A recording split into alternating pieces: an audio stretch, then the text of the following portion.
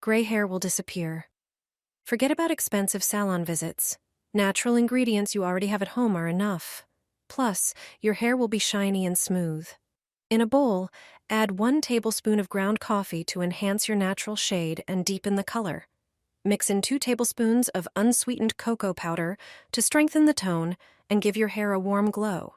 Add 1 egg yolk, a natural source of protein and nutrients that repair and strengthen strands from root to tip.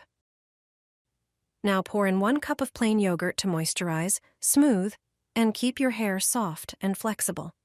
Next, add 1 tablespoon of hair oil to boost shine and protect against dryness.